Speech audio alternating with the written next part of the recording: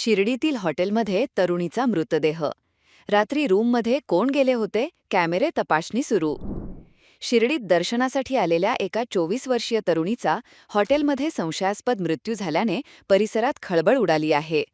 आस्था सिंग असे मृत तरुणीचे नाव असून ती मध्य प्रदेशातील सतना येथील रहिवासी आहे.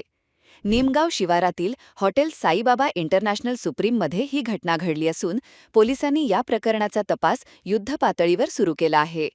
मिळालेल्या माहितीनुसार आस्था सिंग आणि तिच्यासोबत असलेल्या व्यक्तींनी बुधवारी हॉटेलमध्ये 2 खोल्या बुक केल्या होत्या. हॉटेल कर्मचाऱ्यांच्या म्हणण्यानुसार रात्रीच्या वेळी आस्था ज्या खोलीत होती तिथून मोठ्या प्रमाणात आरडाओरडा आणि भांडणाचा आवाज येत होता.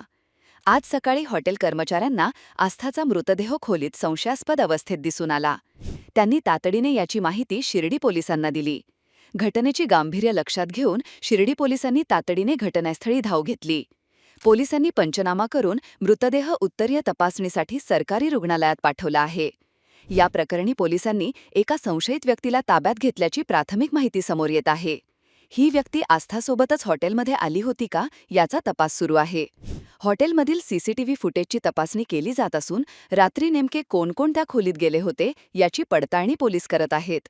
मृतदेहावर जखमांच्या खुणा आहेत का किंवा हे आत्महत्येचे प्रकरण आहे की घातपाताचे हे शवविच्छेदन अहवाल आल्यानंतरच स्पष्ट होईल.